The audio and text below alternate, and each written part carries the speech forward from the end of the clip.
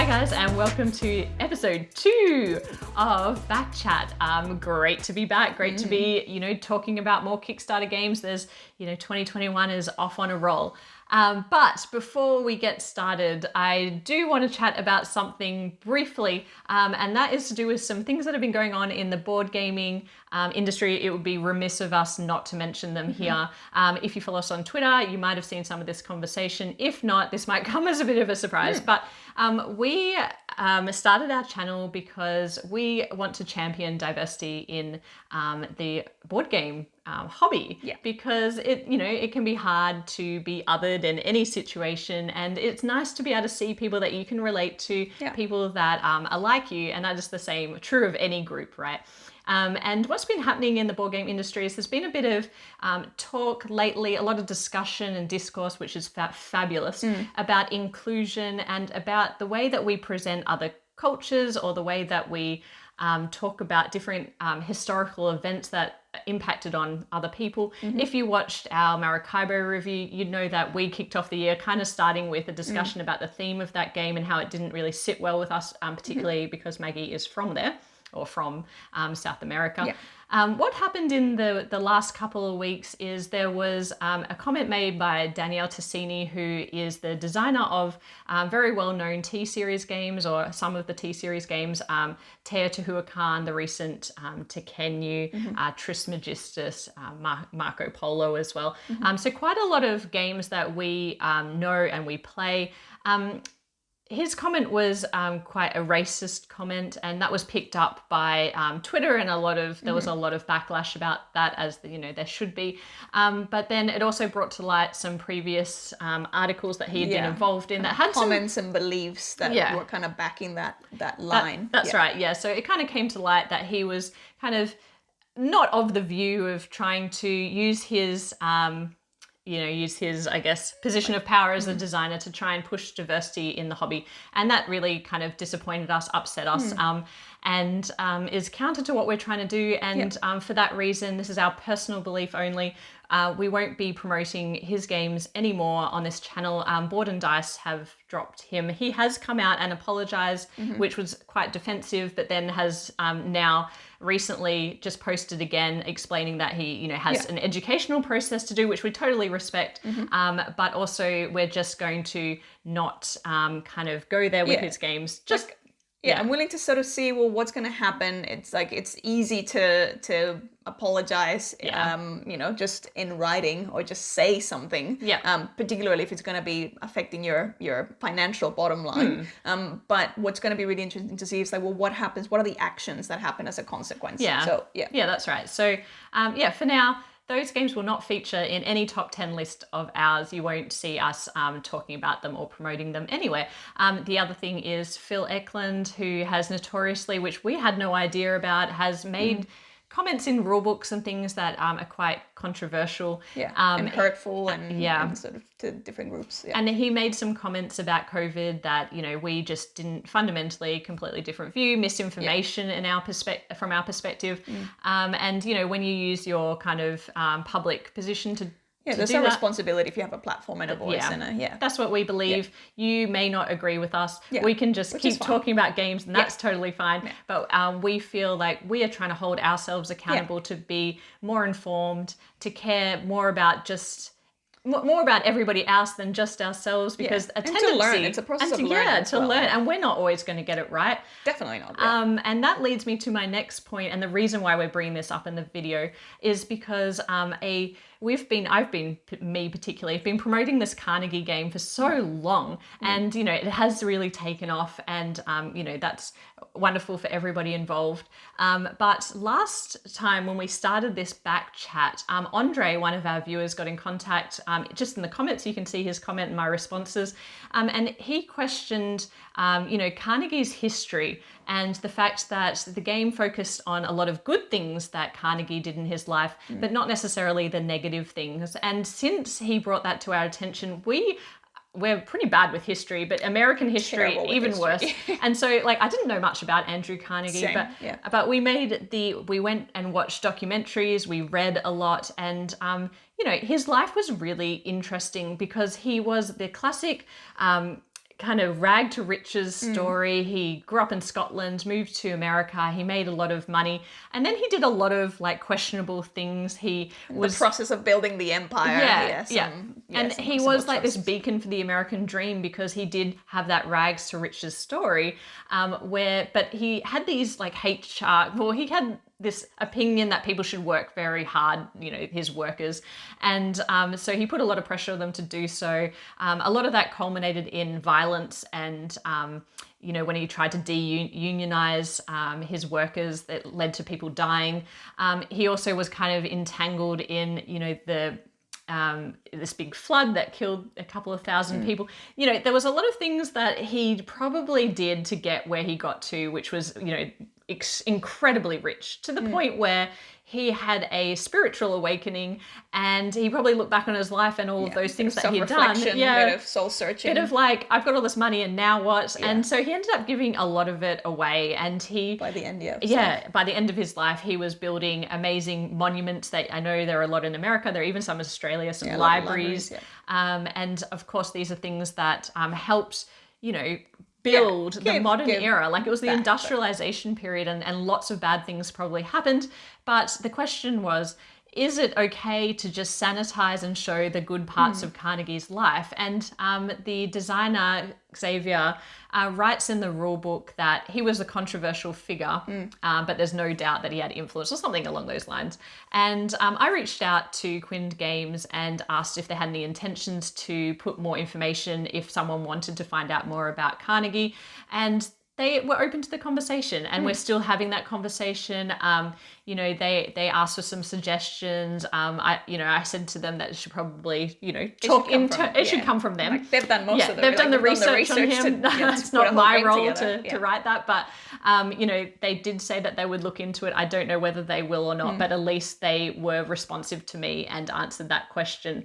But I did just want to raise that because his life, this is the thing, is like you don't need to shy away from that, I don't think, because his life is a cautionary tale of like chasing money for money's sake, and how he did come full circle and he did then do all these wonderful things. And I think like that actually makes me like understand him more, and like I just think that is so sanitized in the game that you may not get any sort of sense of that in the game. It's just like, oh yeah, it's economics and that's it. Yeah. And anyway, so that was a lot of background. I'm so sorry, but we need to stand up and be counted. I think it's good to have these conversations. It's good to have these conversations because there's a lot of lighten up. It's just a game. It's like, but the reality is, no game is just a game. Like everything we use is a communication channel. Like that's where for both of us who didn't really have much of a background in Carnegie, if we had just played that game, that might be all we know about that person. So by sanitizing some of these stories, it means that is all that remains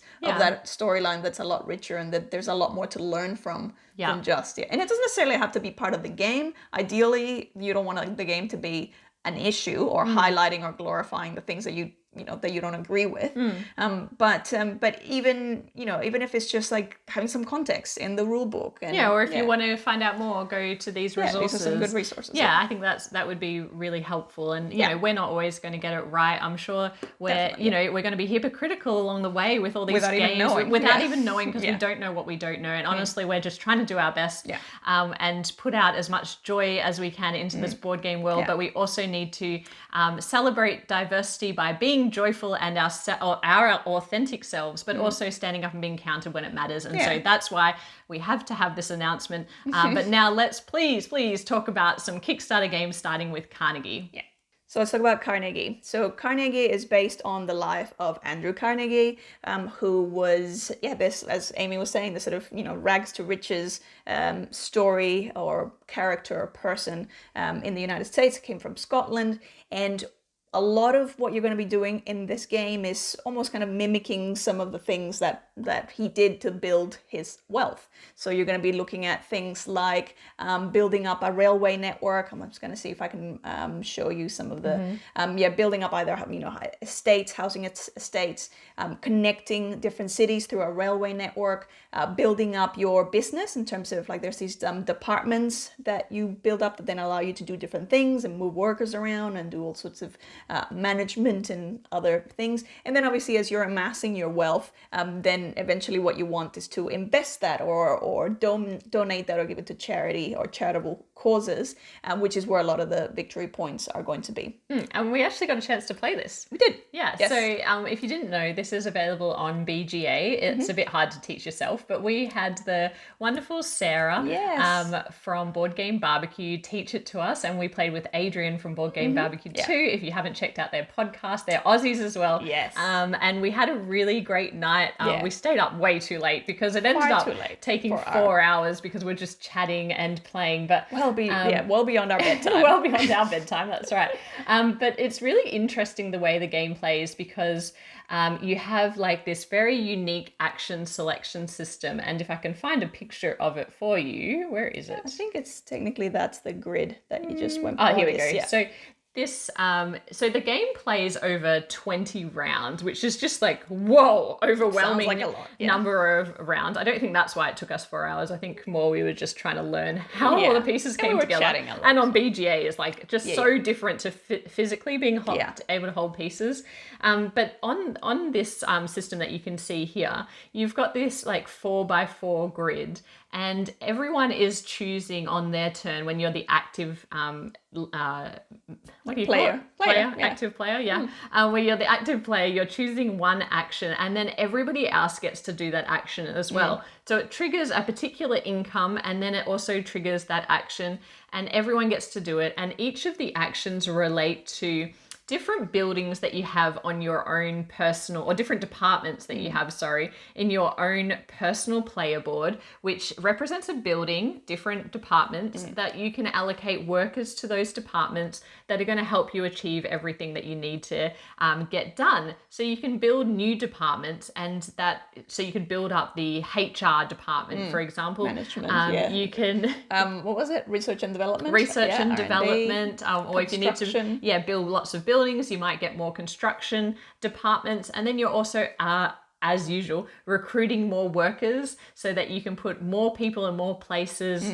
You can also take the workers off your board and send them into the center player board. So that's what Maggie was talking about with the trains or the... Someone on a mission. Yeah, the different types of buildings that you can build up in each of the cities.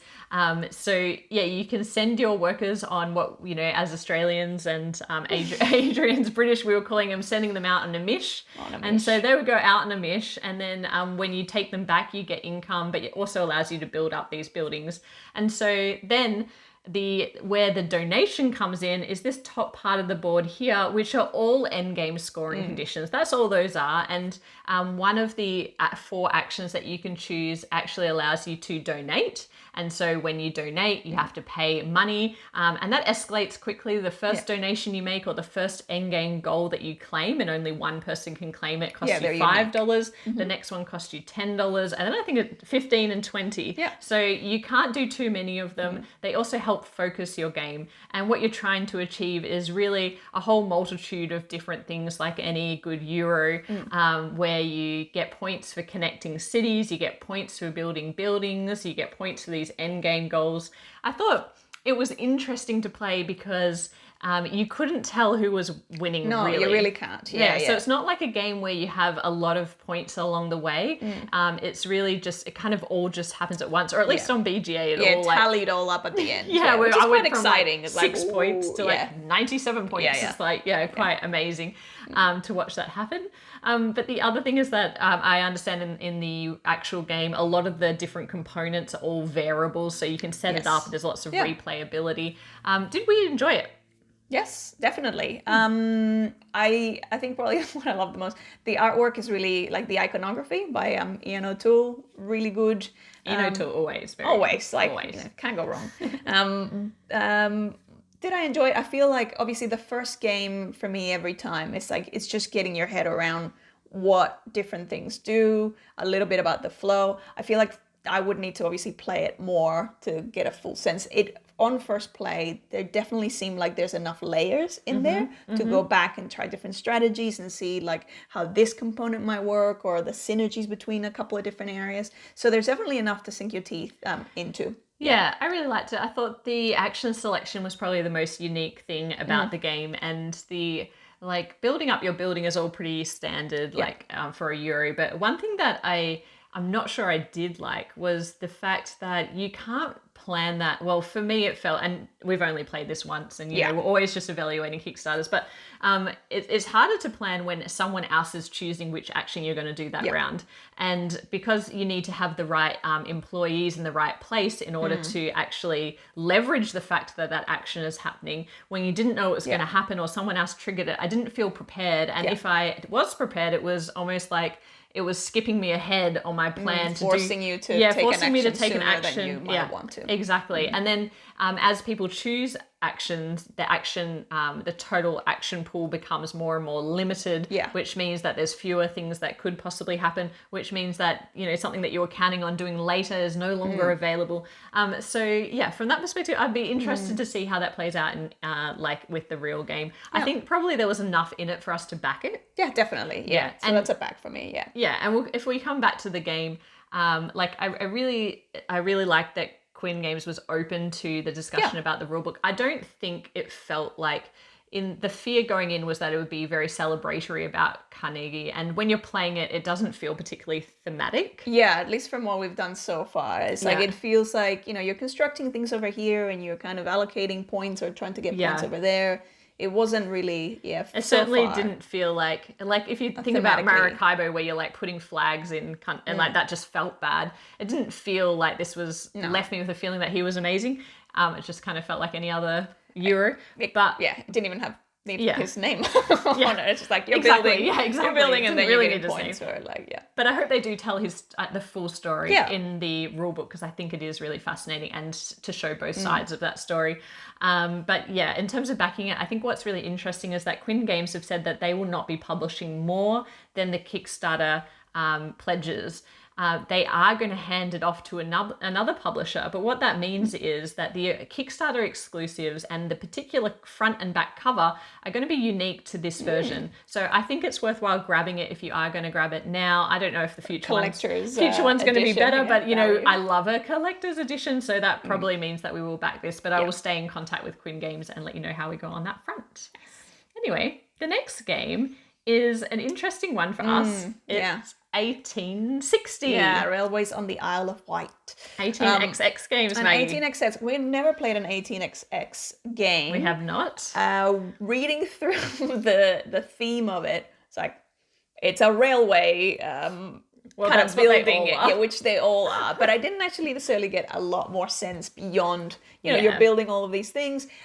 Essentially, you're all different railway companies. And so you want to be the most powerful one by the kind of critical point. I believe is the time, it's coinciding with the time when in the UK where they were doing, I think it was the nationalization, something about the nationalization or privatization. So if you're, you know, one of the weaker companies, then you fall by the wayside. So, well, I think actually I'm not sure if you play the companies or if you're just buying and selling shares in the companies. It sounded like you want to be one of the companies that's from just reading the BGG. Again, we've never played an 18xx game. So all 18xx games have the same fundamentals that they are like railway games. You're always constructing different railroads wherever the context is.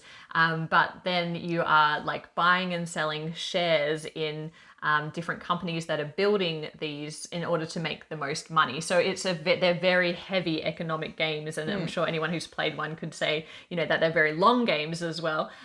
This one of their selling points is that it's very short, only 3 to 4 hours. I know, I laughed at that only 3 as to well. 4 hours. I did laugh, but then last night we played Carnegie for 4 hours. So, but 1860 is actually a reprint. So this game has been out of print for a long time. Lots of people will be excited to be able to get their hands on it. Here's something interesting. I immediately backed this to begin with. The reason being is that it says that it worked well at 2 players, and I just know that. So we've got the City of the Big Shoulders. Yes. And that's I really Quinn game. I think that's another Quinn Games. That is a game that is extremely heavy, economic, and after we played it once, we were just like, we are never getting our friends to, I can't imagine who's going to be like in our friendship group that games that would get into it. So we have to play that just together. Yes. And so I thought this is going to be the same thing. It's like a game of roads and boats or a Splotter game. It's just going to be something that we're going to, you know, retreat into our dark den and enjoy. But 1860, it was selling itself as like a shorter and a 2-player game. I believe there are some differences in this game compared to other 18XX games, in that normally you can't, or the companies can't go bankrupt, but I believe that the companies in this game can go into receivership, and then if they don't survive, if they don't make enough money when the bank owns them, then they actually become completely kaput. Right. So I think that's just like and that's what 18XX games do. They all have a little twist on that same like underlying dynamic. This is not a great thing to look at. Well, and they're making a big song and dance about how we left the artwork exactly the same. It's like, why? But again, this is a very, let's say, potentially uneducated, like, Kickstarter and component loving sort of and perspective. People who love 18XX. Exactly, yeah. So I understand. And like, there's plenty of games, even in, the types of games that we like, that have questionable aesthetics, and like Roads and Boats, for example, it's like, what is this? And they've actually become really endearing to me, just because you end up falling in love with the game, and I imagine it's going to be the same with this. Oh, potentially, but potentially not. So I backed this game straight away because I was like, I want to push into like some heavier games for us. And then actually what was interesting is one of the reviews that they have on here by Heavy Cardboard is a 2-player playthrough where it took them 4 hours to play, even though they were kind of teaching along the way. And if you watch this video, Heavy Cardboard, if you skip forward to the end, they talk about what the experience was like as a 2-player experience, and they weren't very positive about the 2-player experience at all. And in they fact, play a lot of 18XX. They do, and in fact, they directed like the viewer to other 18XX games if they were looking for a better 2-player experience, which of course led me down a rabbit hole of looking into 18XX games. That's weird. And why did they feature it on the campaign page? I mean, well, full transparency, I enjoyed that they left it in. But it was interesting to like. I would like to ask you viewers out there, if you're into 18XX, which is the best one to get started on? I don't think it's this one. And I would like to know one that is good for a beginner and good for 2 players. So if you have that info, but we won't be, I'm tempted because it's it's been out of print for so long. Again, if you want to pick this up, I'm sure you could resell it at any point because it probably will go out of print again. I'm like, meh. Yeah, because it's like, don't know. Because it's like, I haven't played any, so I'm happy to play any, like start with any. So it's like, this doesn't could have to be this one. But yeah, I think they are all quite hard to find. Whew, okay. The next one is Radlands. So Radlands, it's the world of Radlands is this sort of post-apocalyptic world where everything's kind of gone really, really badly, and now we have these. We're living in these camps, and that's your camps end up being like your source of water, and you're gonna need water to power up your people so they can protect things, so you can fight off other opponents. It's a head-to-head, so it's and it's cards, so it's card-based combat by one of the people behind so Magic the Gathering. Oh, Petchnik. I think that's his name. Piechnik. He was one of the original Magic the Gathering developers, and so obviously knows card games very, very well. At least that's my assumption. Yeah, not being a Magic the Gathering, player. Yeah, it's also by Roxley Games, and Roxley Games did like Brass Birmingham. And which I love, yes, and Santorini. So some quite high quality productions, and this one to me just looks like schmick in terms of the production value. Yeah, like it just looks so beautiful. Yeah, and the way that it plays is like Maggie said, it's a 2-player head-to-head game. At the beginning of the game, you take 6 cards and you draft 3 of them, and these 3 cards are the camps that these ones, the black outline here, and the ultimate objective of the game is to just destroy the other person's 3 camps. That's how you win. And the way that you do that is you're deploying other cards that give you actions and using water, which is the main and only resource in the game. It's interesting that, it says 20 to 40 minutes here. When I think I was watching Man vs. Meeple, and they were saying that only takes really 10 to 20 minutes once you get very quick at it. And the reason why I'm interested in that is that because people are saying, you're getting like that card game, the collectible or now I've forgotten the name of them, but you know, like Magic the Gathering. Yeah. Like So is the idea that they're going to expand? No, not at all. That's okay. the thing. So they're not planning to do that. It's all contained in one box. So you never have to feel like you don't have the latest and greatest of the cards or the new packs. We've never delved into that world. It's kind of like the 18xx game. It's like, this is another whole world. I remember buying some of the packets of cards, just like, this is back in the 90s, just because the artwork in Magic the Gathering, it just looks so appealing. And then there were a couple of friends around me who were getting into it. And so, but we literally just got into it because of the artwork. So it looked like collectible cards. Yeah, and I think we played a couple of rounds and then like never touched it again. Yeah. But I think. But what I like about this is he's designed it specifically to be all contained, so that, you know, there's no FOMO about, and there's no need to spend more money, which I really like. And I feel like this is a game where once you get to know it, you get faster and faster, and you know, be quite competitive. It's so short. It's 2-player only, and it's like really nice to have the option just to play a competitive 2-player game. That's nice and quick. So I'm probably more into this than Maggie. I'm sort of on the fence with this one. I like the artwork. The artwork is amazing. Yeah, it looks really cool. I just don't know if I would get into like a 2-player.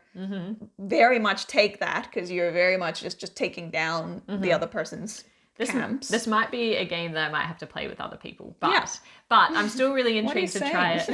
Like, I think it's time for us to play with other people. That's gonna be the best. Like, that's probably gonna, if we ever break up, that's gonna be the way that we do it. So good. I've lost my train of thought. Oh yeah, so I've already backed it, didn't even bother asking Maggie. I've backed the deluxe edition, and of course, but also once you back the deluxe edition, you can have the choice to add on these neoprene mats. And as much as I love card games, a card game with a neoprene mat changes my whole perspective of it. Neoprene mats they can be really fun. Like, it's like they tend to add to the look and feel, like to the tranquility. Play. We don't want to play that without the mats. Yeah, it just gives it a whole other dimension. And everything has its place, and it's so organized. It feels very satisfying, and it's easier to pick elements up. Yeah, but look at this. So it's a magnetic box. Can I just say, magnetic box are now like the hot thing. Like, everyone's doing a magnetic box. I haven't actually played with, like, there's several like Kickstarters. And I know, even, but like, who doesn't want a magnetic box? Because otherwise things fall out. But anyway, what's wrong with all the regular? So the cards are really... I'm not against them. I'm just like, the cards... Are you done? Sorry. The cards are really waterproof, spill-proof. They're like plastic, so they'll last a long time. It's good. But look at the box. The shower and the bath. Look at the box though. You roll up the neoprene mats, and they go on either side, and so it's all nice and contained. In this box. Nice. Yeah. Love it. Yeah. Hold on. Is the deluxe box still a magnetic box? Yes, it is. Okay. Ooh, we're fine. We're fine. Phew. Okay, cool. So yeah, that is Radlands. It's one that's probably not in our wheelhouse, but I just think it's really going to be interesting to try. I'm open to playing it. I think, it'll be interesting to play and explore. Why not? At first glance, it's not my kind of thing, but why not? Let's try back something. Yeah.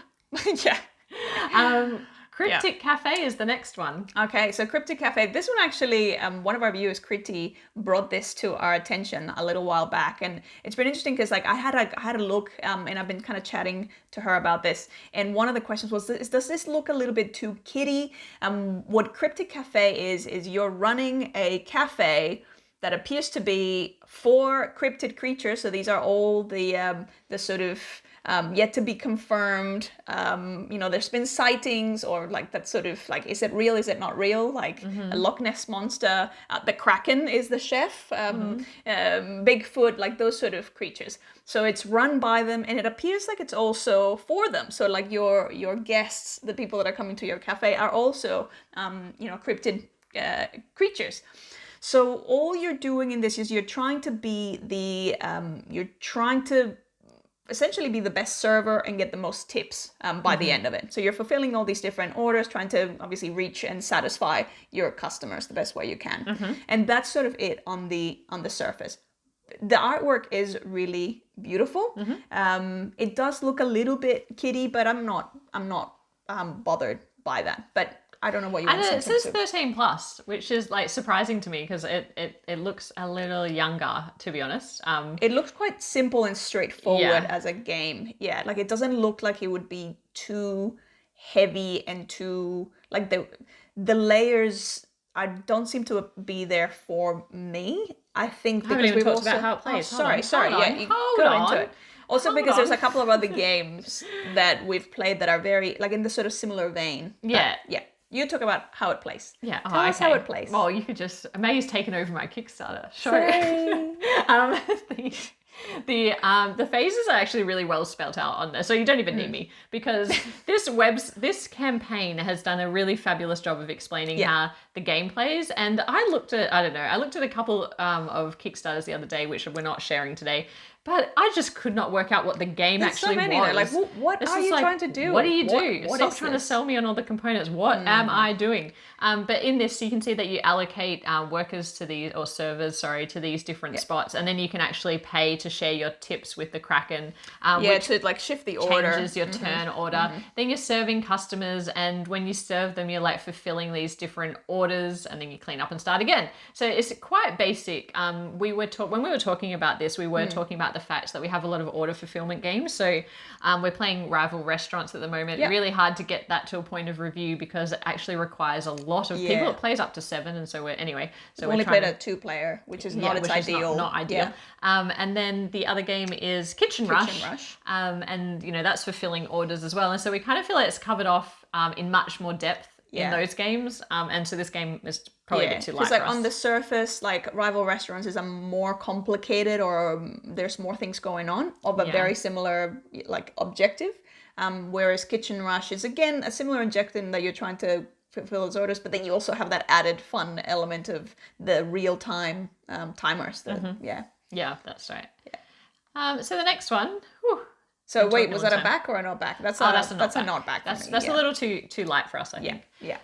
But the next one is as we spoke about last time in the upcoming, is the deluxe version of the Castles of Mad King Ludwig, which after I delved into this, I realized I have actually played this. Yeah, I've only played it in the app. It's one of those games that I think it kind of came out when we were fairly new to board gaming. And so I feel like I always kind of saw it around, but then was never really in a situation where I got to play it a lot or even ever. Yeah, I played it and I don't remember it being particularly memorable. I would like to play it again though now. That I've got more context about board games and probably I'm a little bit better at them than I was back then. But you'd hope so, wouldn't you? After like 6, however long it's been, many years and many board games later. But we went over this a couple of weeks ago, so we won't go into too much detail. It looks as amazing as they promised that it would. Yeah, the upgraded artwork and the components definitely look like if you're a fan of the game, and in the game, if you haven't played it before, you're essentially an interior designer and kind of architect or builder designing the layout of a castle and trying to match the best whims of what the king wants, so that you can obviously get points. Get points. Get points. Get the most. Get favor, whatever the thematic. Description is. Be in the king's favor. It is a dual layered scoreboard. I always appreciate dual layered board. Apparently they've redesigned the rule book because the previous one was hard. Didn't know about that. I do know that something about the swans. There was some problem with the swans and like the function of them. So. They've changed that as well. I think they've just listened to all people fans of the game and they've made all the changes that fans wanted, which you can only applaud them for that. Now, the backing version, like the different pledge levels, so there's this collector pledge, which is $99. Then you go up to the royal pledge, which is $129, which includes like the lovely coins. And then there's this colossal edition, which gives you all the big rooms. And those are the ones that you're like, did I dream this? Yeah, I was like, was that actually a thing? Was there a giant game? There is. There was, and here it is. But in this game, you're really like trying to draft these polyomino tiles. But what's interesting is that you have this person, I can't remember, I did write down what it's called, the master builder. So one person in each round is the master builder, and you're paying them to buy the tiles from them. The tiles, So the master builder gets to decide like what each tile is worth, or the scaling of those tiles. And so I think that's really interesting, which is kind of something that makes me want to play it again. The tile placement itself is just to try and enclose all of the buildings, and they each have victory points. Some of them have negative points with more benefits, and then there's public objectives, and then there's hidden objectives. Overall, I would say that, well, first of all, we're not backing this game. No.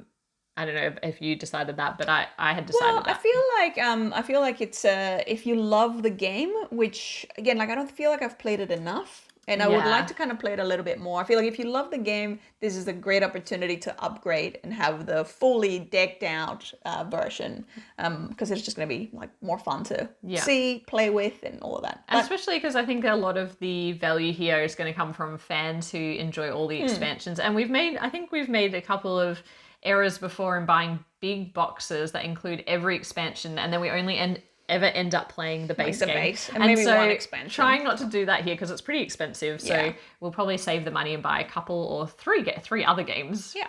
Probably by the time we finish talking on here. So the next one is Mob. Yeah, Mob by Big Steve Finn. Yeah, so in this game, as the name suggests, you're kind of playing it's a two-player as well, like kind of head-to-head. You're playing two mob families, crime families in New York in the 20s, and very kind of The Godfather-esque. And it actually reminded me a lot of the game The Godfather, which is the IP for the movie. Corleone's Empire. Yeah, that's right. So in this game, you're going to be, it's all about, it's like this, you're trying to gain dominance over these crates of contraband. And so what you're going to be trying to be doing is that to get, obviously, build your family's empire. You're going to be making some of the opponents' henchmen or people, sleep with the fishes, and that sort of stuff. You're going to be dobbing them into the district attorney and trying to get them into trouble, and so yeah, it's very much like a versus type and it's a two-player area control game, which you don't often get two-player area control. So each of these rows is an area that you're both trying to kind of take control of and get as many of these really awesome crate tokens. How cool are they? They look very cool. They're so awesome. Yeah. And this game is by Steve Finn, and Steve Finn made Biblios, made lots of other games that I can't think of because I love Biblios so much that it's just top of mind. On it now. So also the publisher is the Gaming Goat in Las Vegas. So this is their first time publishing a game. We've actually been to their store, and they do sell a lot of Kickstarter games. And so it's cool to see them start publishing. But yeah, so you can see that a lot of love has gone into the actual kind of production value of this game. It looks really amazing. And that combined with it being a Steve Finn design, it's only $30. I mean, I'm in. So I'm in. Yeah, I feel like it's very thematically similar to The Godfather, which I enjoyed like once, and then on subsequent games I was a little bit kind of over it. But one of my issues with that other game was that it felt really unbalanced. Sometimes like some of the players just kind of had this kind of like outrageous runaway lead. So that kind of impacted on my enjoyment of it. This feels like a much more concise and condensed, streamlined version of that theme. So that could work, but I'm not super, so like for me I would be a no. But it because it seems very abstract anyway, I think. Like it's just a series of different levels of control. Yeah. And to me that's just like kind of tug of war, push pull. Like, and that's not I'd be open to playing it, but I wouldn't put money behind it. But did you say that you already I don't know if I have yet, but I will. Okay. Yeah, I get to play it. Yeah. I get to play it anyway. Now, this is a long video again, but we just want to touch on two others just in a little bit of detail. Primal: The Awakening is one that we already said we're not going to back it. We said that. We said that last time. A lot of things that are not really our style. Not really our style at all. Like a boss battler, you're on a quest. So if you like this sort of type of game. Boss battler, you're on a quest. It's in this world where humanity's kind of trying to survive in amongst the wilderness with all these beasts and animals. So you're going to be going on hunter quests and gathering things to help you with that. Yeah, and it's cooperative, and we hate cooperating with each other. But yeah, so the monster appears here, and basically you are playing. The minis look really cool. The minis are amazing, and 8,800 people is just checking already disagree with us that they want to back this game. Yeah, Which is fine, yeah. and we just want to show it because it's there, back it now if you want to get your hands on it. this is your type of game. Because the minis are just absolutely incredible. Like I was thinking, is it worth it just to back it to do the painting? No. We have like a 3-year wait queue on all the minis that you're yet to paint. Can we please not air our dirty laundry on this episode? My goodness. There's so many board games that are sitting there and I'm like, can we play this? Nope, I need to paint all the minis. Like, that's never going to happen. Like, how much better is it once they're painted? It's amazing when they are painted. Anyway, I'm going to keep talking about the game, please. All right. I really like these weapon cards. I think actually the illustrations on them are like all individual and they're really, really, really cool. So I just wanted to say that I really like that. I like that the cards are also multi-use cards. It's something that I really enjoy in games. And apparently the AI of the monsters in this is extremely clever. So multiple reviewers that are into these kind of games have raved about this. So check those out. Check out their playthroughs and their reviews if this looks like something that will interest you. And the final thing that I want to talk about is Button Shy wallet games. We have quite a few of these on order. They're little 14 card games that 18 card games that go into a little wallet and they're all by different designers. We have quite a few of these on the way, so I'm not ordering any more, but there are some in here. If you saw the recent Shut Up and Sit Down, they did like a top 10 and I think, good timing for them as well because they've launched this where you can pick up ones that were out of print. So that is there if you want to check it out. But otherwise, those are all the things that we have to talk about today. Yeah. So that's all we have for this fortnight. Thanks for watching. Please hit like if you enjoyed this. Please comment, tell us what you're backing, or give us some advice on the things that we said we're unsure about, because really, it really does sway us, or it sways me. And you know that I only need a tiny nudge into backing something. It doesn't take much. Does not take much. But thank you again for tuning in. Thanks for all the support, and we'll see you in a couple of weeks for this one. See ya. Bye.